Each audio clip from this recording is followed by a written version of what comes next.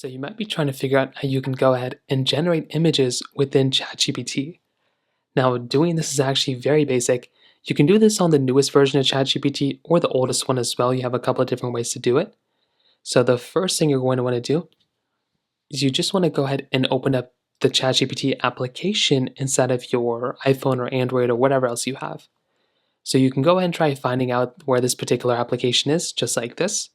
And what you're going to want to do here is you want to go ahead and open it. You can go ahead and log in as you normally would, or what you can do is when you're in ChatGPT, you can go ahead and search for a certain image. So let's say you want to go and make an image of a dog, in water, right? So let's go and say we wanted that. What we could do is we can say generate, so we can go and just say this, generate a photo. So just like this, generate a photo of a dog playing in water.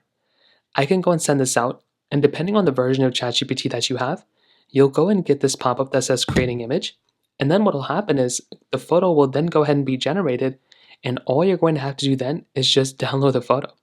So you can see there we have it, our random photo that was just created.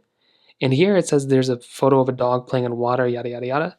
So all we have to do now, if we like this photo, is we can tap on the photo like this, and we can go ahead and either save the photo, we can share this photo out, we can select the photo, and we can even edit the photo. So if we want to edit the photo, we can tap on the edit button right here, and we can then go ahead, even send in another request.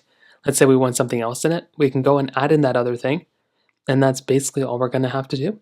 So if you have any other thoughts or questions, please let me know in the comment section below. Hit the like button, that would mean so much, but definitely hit that subscribe button. More importantly than everything else, I love every single one of you guys. Hopefully I'll catch you guys in the next video. Peace out till then.